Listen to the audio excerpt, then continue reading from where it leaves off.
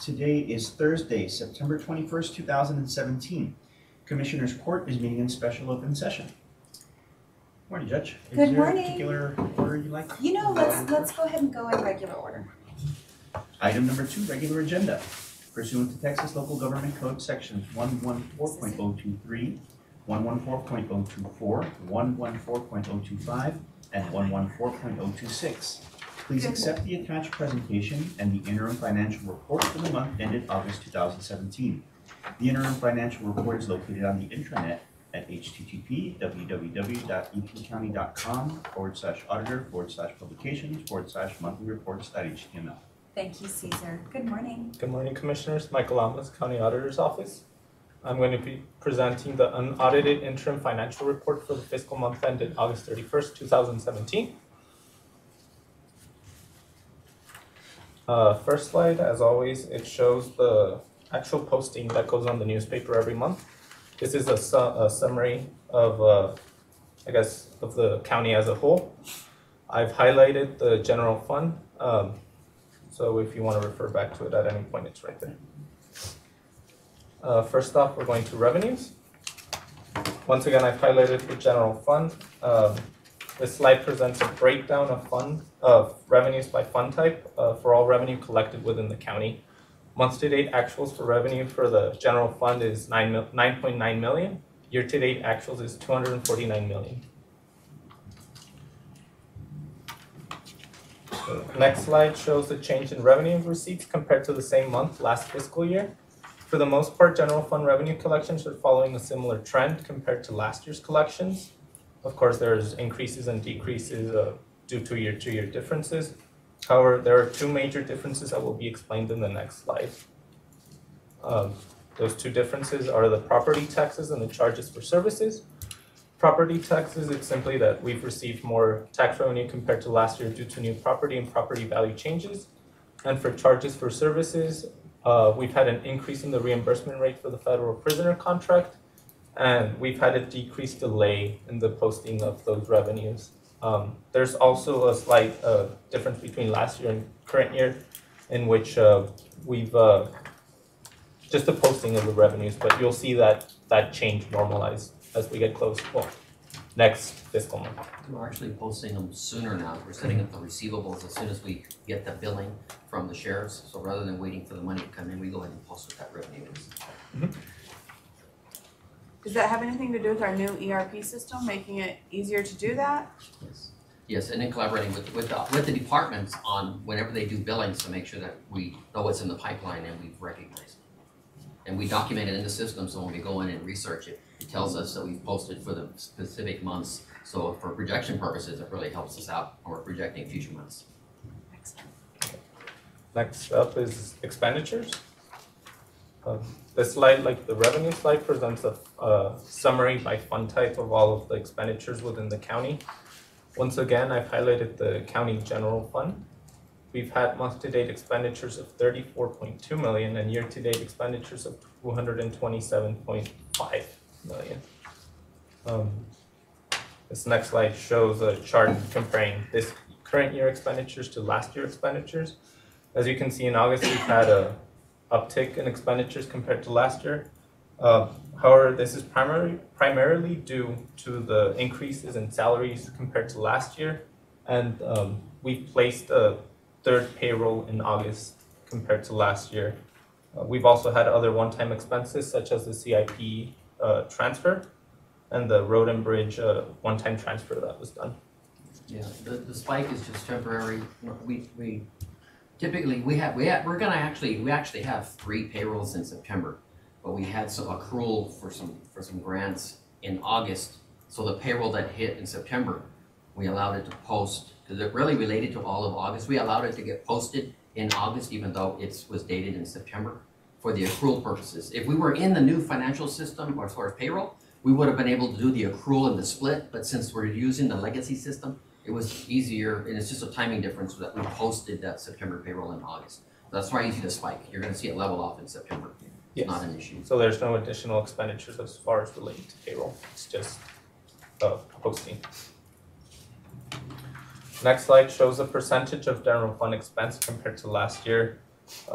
Please note that the current year budget is net of the $30 million contingency that was placed on the budget. So as you can see, we're pretty much at the same place as we were last year as far as expenditures. This slide shows the percentage of general fund expense, once again net of the $30 million contingency. We've kept with the trend that we've had the whole year, where about half of our expenditures come from the public safety function of the government. Another 25% comes from administration of justice, about 22% comes from general government, and the last 5% comes from all the other functions of government. Last is the fund balance, and I'll leave it up to Mr. Young if he has any comments here. Okay, I certified my projection's gonna be like 82. At this point, we've had a lot of things happen in this aggressive budget cycle. One of them being we transferred, I think, $3 million into the Road and Bridge Fund, a one-time transfer. And there's some other expenditures that have increased compared to the prior year, but I still feel comfortable. That's my guesstimate as of this point, but once the dust settles with the CAFR, we'll definitely be within our threshold of the court's ratio of fund balance to the budget that was adopted. So at this point, I'm saying 81, but we could still end up meeting that 82, but we're gonna be roughly around there. It's kind of hard right now to really pinpoint it, but I still feel comfortable that we're on track. Any questions, commissioners? Thank you, Michael. Commissioners, any questions? Okay, so we need to take action, correct? All right, is there a motion to accept? Second. Commissioner Pettis and Leon are absent. Commissioner Stout? Aye. Commissioner Haggerty? Aye. Judge Escobar? Aye. Motion carries. Thank very you. much. Thanks, Michael. Thank you. Item number 3, receive a presentation and discuss options regarding the proposed county political activity protocol policy. Good morning. Judge, Commissioners, this item, Ramon has been working on compiling all the existing political activity rules that the county has, because it's very difficult if you're either a candidate, external, or if you're an employee who doesn't deal with this every single day. You don't know that there's multiple places in our rules that refer to political activity.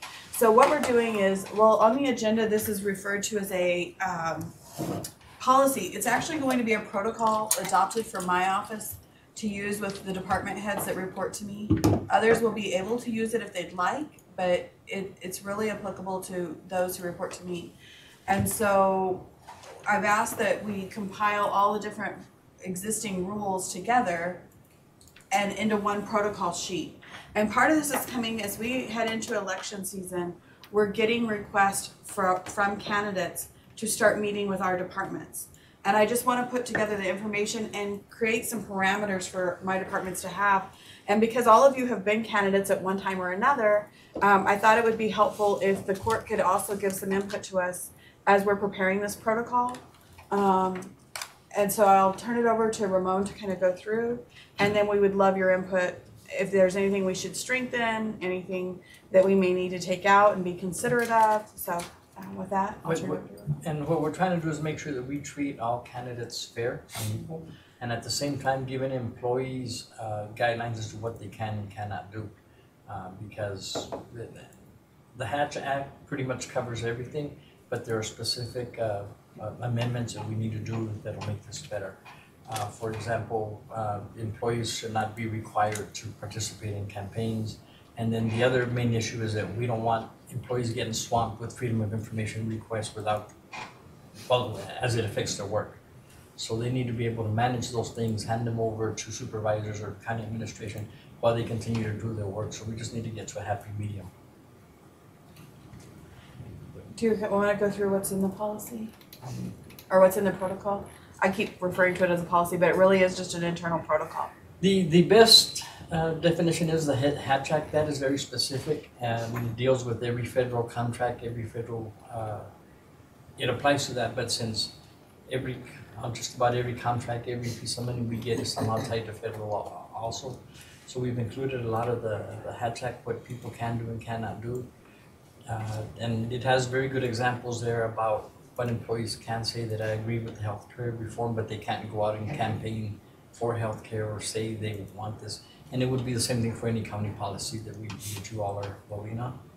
Our county code of ethics, it flat out says that no county time and equipment can be used. And it says that public employees cannot use county equipment or any supplies for any kind of political purpose. And The county code of conduct? And then the county code of conduct, and that one we want to reinforce to everybody, that all employees are required to conduct themselves in an ethical manner at pretty much all times. And those are 3 different policies that we're trying to bring together into one so that everybody can know it and have easy access to it instead of having to search through 3 policies. And then the interaction with the candidates, we put in there some specific guidelines. If they get hit for it within the Public Information Act, they need to notify a supervisor who will notify the department head and the chief administrator. The only reason we're doing this is so that, one, all public information requests that pertain to the county administration's office, we need to know about it, but we also want to make sure that nobody's getting overwhelmed with information, that a parks employee isn't getting asked about public information about the parks, and he or she has no recourse on who to ask for help. Do I need to keep fulfilling this information? Do I need to keep providing this information? What is it wanted for? They need somebody to help them out. And it's not just PIAs. It's if any employee is requested for information from a candidate, that information is funneled through their supervisor, so their supervisor's aware, and so our office is aware, so that we can make sure that they're provided complete and accurate information. And sometimes, depending on who is the information that's being requested, they may not know all the answers or may not have all the information that the supervisor or my office would be aware is really what they're requesting. And then the final section is what the employees, it's very specific what the employees can and cannot do. For example, it says that they can make monetary contributions to the campaign and attend a political campaign, but they cannot actively stand up there and speak and holler and be the rally speaker for a candidate. And the last one is also to protect the employees, that they cannot be terminated or deprived of their rights for not participating in the candidate's campaign. And also, just while this is still in draft, we want your input. We're still running it through legal. We've had a preliminary legal review, but we're still working with them on what restrictions are reasonable. And this applies to individuals who are non-elected and who do not, for example, I cannot tell an elected official as far as their personal staff what they can and can't do. We can't do that. This is for our internal county departments that don't have an elected official as a department head. Okay. Just a couple things. So throughout the document, there's reference to partisan, but there are campaigns that are nonpartisan, like municipal races or school board races or, Sure. Just various. So, you may want to take a look at that. I'm curious, so when a member of the public calls a county employee, what is and let's say not a non-political person, not a candidate, do our county employees meet with the public just at their request, or what's that policy? Do they, like if one of Melissa's employees gets a call from a member of the public who says, hey, I want to meet with you because I'm interested in learning more about HR and I want to know about the county's policies. Will you meet with me? And let's say it's not a department head or a supervisor. What's the process? So I would say that's probably handled on a department by department basis. I don't think there's a protocol. Okay. I'm not aware of a written protocol. Generally, in my experience, normally the employee contacted does notify a supervisor. I've received a request from a member of the public because the requests can vary so greatly. Yeah. It can be, can I come in and talk to you about, I'm thinking of building a house out in the county. Can I come talk to someone? I want to know how many houses have been built in the county and what the requirements were. Do you see what I'm, there isn't a protocol that's like all encompassing. Yeah. But generally, if it's something out of the ordinary, I believe a supervisor is generally notified. Commissioners, and I guess we have a member of the public? I actually came down here to see an old friend, but he's not sitting here, so, but anyway. And if you could state your name, sir, please. Sir? One of the things that I just was reading over that just as because I do that kind of thing. There's people that are not in concert also that should be restricted. You can't just have it one way, that a county employee can not help somebody, but they can go against somebody. Okay. They shouldn't be able to do either one. Okay. And sir, can you state your name for the record? Robert Brunk, B-R-U-N-K. Thank you. It's a difficult situation we put the county employees in at all times. I mean, they have the right to decide who they want to be their future representatives, but it is difficult when one person wins and you're like, hey, I remember you campaigning against me. Please give me legal advice. It makes things very difficult in that regard. So I really don't know what the right answer is on that, because it is. I definitely agree with what he says, though. We've got to make sure that it does work both ways, where you can't go help people, but we also don't want people tearing people down either. It doesn't create a good working environment for people. So it's a difficult time, and unfortunately, it's the beast that we live in. That we have changes every 2 years from different cycles. The difficulty we've got is just we've got to make sure. You've got situations where we say, okay, well, I as a county commissioner think my employees need to be at this event, but I don't think anybody would agree that Norma Favela, as a district clerk, can close her office and send all of her employees to an event either. So it's one of those things where we're making policies. We can't say we're allowed to do whatever we want, but other elected officials aren't. It's got to be kind of more over encompassing, I think, and that's something we've got to be careful about. Because we have very small offices, so it's a lot easier to just take 1 or 2 people with us and we close. Whereas, you got other elected officials who oversee 80, 100 people, and in their highs, well, you can close your office to go do stuff. I'll close my office to go do stuff. We don't want that kind of arguments to happen. So that's something we need to look at in this policy as well, to make sure we don't have a situation where we do have a future elected official who says, well, we're going to go do this, and I'm going to shut down the tax assessor's office for 2 days to make sure everyone's there doing it. So that's something that needs to be looked at also. Yeah. Commissioner Stone, any thoughts? I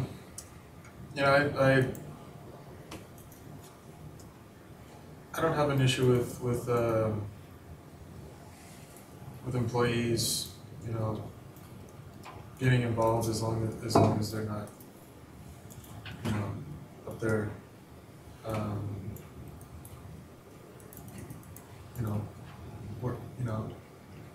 being a campaign coordinator or something like that, right? But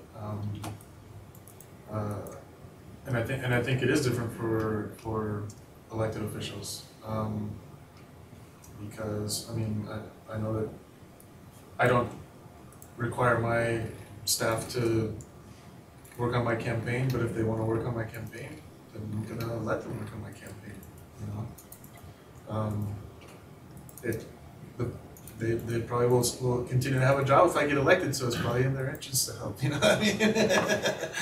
And I would say that I think that is the difference between what's considered personal staff and what's not. And I'll use the district clerk's office referenced. Not everyone in the district clerk's office is personal staff of the elected official. And it's very clear, there's a clear definition and difference between the personal staff of an elected official. And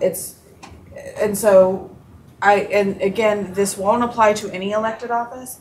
This is only for the protocol for the departments that report to my office.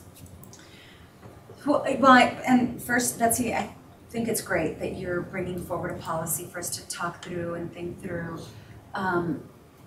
It definitely is a fine line. You want people, from my perspective, I want the community civically engaged. I want people to participate in the democratic process that is elections and that is determining the future of their city, their county, their state, their nation.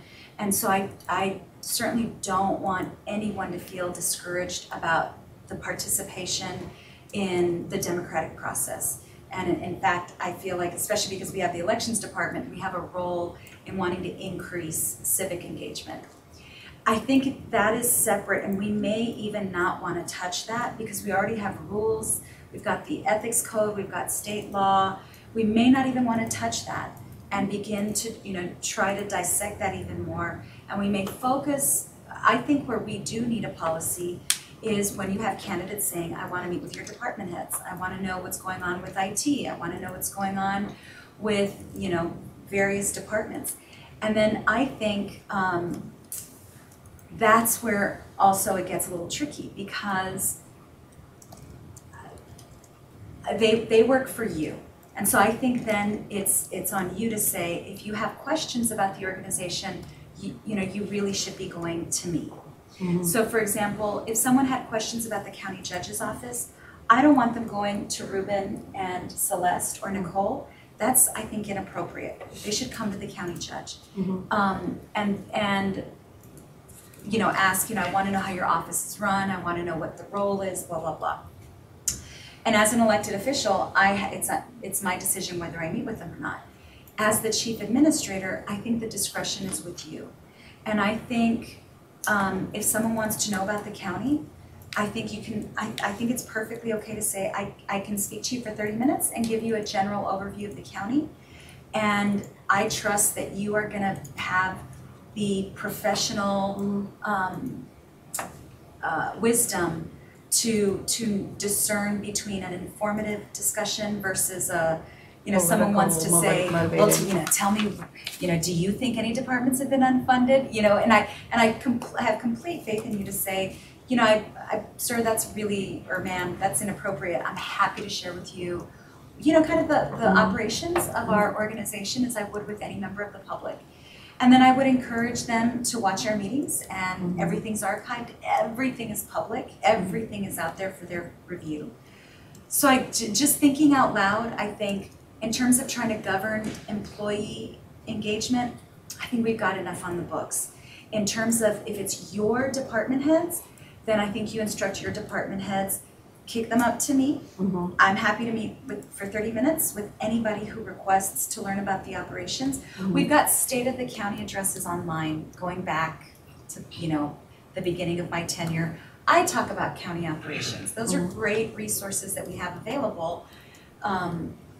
So maybe that's the policy. Okay, that's great. This is very helpful input.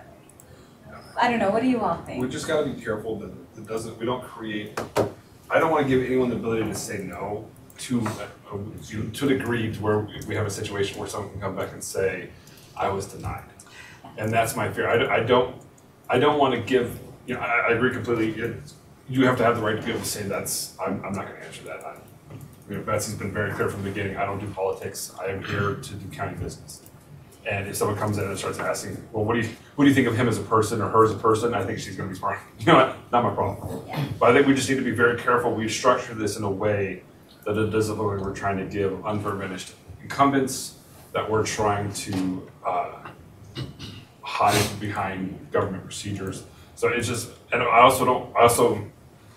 don't look at any policy for the people who are here today. Mm-hmm. It's what can the policy do, how can the policy be used later by someone who has a different motivation.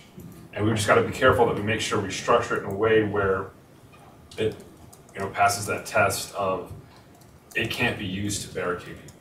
And I agree, and that's why I think Betsy tells her team, you get a request, kick it up to me, you guys work for me. It's different from the days when department heads, worked for the commissioner's court and then we would direct. The big boss is Betsy, and I think she should, if somebody wants to know about county operations, I think you should, but everybody gets the same amount of time. Have 30 minutes or whatever you discern is appropriate to share with you about county operations.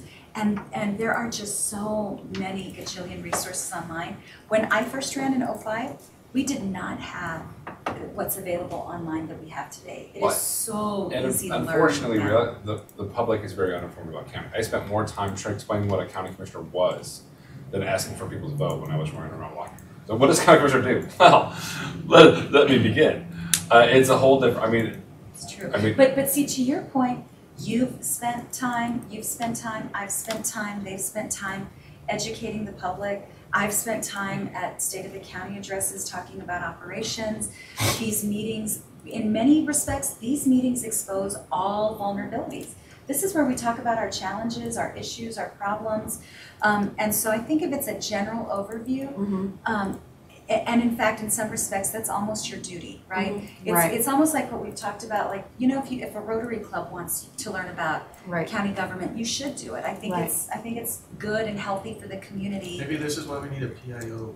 Yeah, right. Seriously, well, I mean, because Betsy may not have like The time, the time 30 minutes to meet with every to single meet with candidate. everybody who comes and talks to Actually, them, even as you all are talking about that, one idea I saw that one community, I recently, ICMA had a training on council commission relations, and they actually suggested during campaign, one community suggested that during campaign season, sometime later in the season when people have all, the deadline for filing has passed, that they have a candidate orientation where all candidates come at one time. They're all invited. They're all invited to hear. I love that. And so that instead of meeting individually, they all have a chance. They're all invited. They're all welcome to come attend. I think that's fantastic. I also think, like if you do something like that, that you have an FAQs, like frequently asked questions about the county for the public in general. And you all did a great job, and IT also, of putting our strategic plan into a video. You know, like all those great like resources about county government. Boom, front page of the web. The whole world has access to it. Okay. And then you don't need a policy. It's Okay. just a practice of, you know, keeping, like, if anybody who wants to know about county government that during election season, maybe that's the policy. A one-time, you know, community, and it's open to the whole community, whether you're running or not. Yes, ma'am. That's a good idea. Okay, Canada orientation. And we already, and then also at that time, we would let them know that we already have once you're elected, I don't know if you all remember, but in November, before you take office, we have an orientation for the person who does win the election, for any individuals who win the election. I think that's so great. Okay. I love it. And is there some place Such a on good HR. is there some place on the website where, I mean, there's just like kind of like a general primer about, County There's government. TAC, Yes. like the Texas I mean, there's Association tax of stuff, County. but I mean, We have some of like it a on link. ours, but not current either. Not like how it is applicable to what's not customized to El Paso County. It does. Because we're special. You know, I do think we do. This is a great opportunity, but I also feel like if someone's going to run for county government, they at least have an obligation to seek out some information. Do their own You would know. research. Right, like if you want to be in county government, you know, As your next county official, I will fix Cohen Stadium. All right, so we've only got a few minutes Okay, left. Which yes. is the number one So- Okay, complaint thank you I for have. the input. That's Direction? perfect. Okay, That's excellent. perfect. Someone, thank you for your work on that. The next one is to delete. Okay, so we had invocation policy We on gotta here. read it. Hang on 1 second. Item number 4, receive a presentation and discuss options regarding a proposed county invocation policy. To delete. If you all will delete, we will bring it back. We're still working through some issues. Commissioner Stout. Aye. Commissioner Hegarty. Aye. Judge Escobar. Aye. Motion carries. Thank you all. Item number 5, discuss and take appropriate action regarding the County Historical Commission board size pursuant to Texas Local Government Code, Section 318.003. Okay, Judge, Commissioners, the size of the Historical Commission, it varies. It has to have at least 7 members. You establish the size every January of odd years based on the number of individuals you appoint. In January of this year, you appointed 25 individuals. 4 individuals have resigned. If you are interested in appointing filling all 4 of those vacancies, we'll begin the process. If you're not interested in filling all 4 of those vacancies, I would ask that you reset the size to be 21 because we're having problems that we're still counted for 25 for quorum, even though there's 4 vacancies. And so it makes it difficult for the Historical Commission. So I've provided you a few options. One would be if you do reduce the board size to 21, it'll lower the quorum requirement to 11. there are some operational advantages for us for doing this. It's easier for us for Open Meetings Act, catching everything on the recording. It's easier for us administratively. However, the con to that is by reducing the size of the commission, you will not have several board members on each one of their committees. They have several committees. I want to say they have 8 to 10 committees under the historical commission. And so it reduces the number of board members per committee if we have less board members to allocate. You don't have to be a board member to be on a committee. You do have to be a board member, obviously, to chair a committee under the historical commission's rules, but they could use non-members as committee participants, but it's very difficult to find volunteers to commit to committees if they're not on the board as well. So there's also been a few of our appointees who have had irregular attendance. And so in any case, whatever you do, I would ask that you authorize us also to either have a member of Commissioners Court we would work with, or our office reach out to the appointees on your behalf to remind them of the importance of their attendance. And Commissioners, I spoke with Mr. Napan when he was chair about this, and I told him that I felt we had erred in going too big. We had heard from staff about how tough the quorum issues were, and it's just unwieldy because it's so big and there's people talking on one side of the room. Are they violating quorum? There's another group talking on this side of the room. And so I would recommend that we just shrink it. I don't want to make a decision today since we're missing 2 commissioners, and I think it's something that should be a Monday thing anyway. But I have no problem with going to 21. I've been on boards that can't be quorum. It's insanely frustrating. Last week, the Veterans Board didn't meet quorum, and my employees came to my office just not livid, but frustrated. They drove all the way down here for nothing. And I agree. If we can find a way to solve a quorum issue, we need to work on that. But you want it on for Monday? I'd rather not for Monday. Okay, can you put it on for Monday? Of course, of course. I've got no problem with the first one. Okay, Okay, excellent, thank you. so just no action on this then. All right, perfect. Thank you all. We're adjourned. And this concludes today's meeting at 10:04 a.m.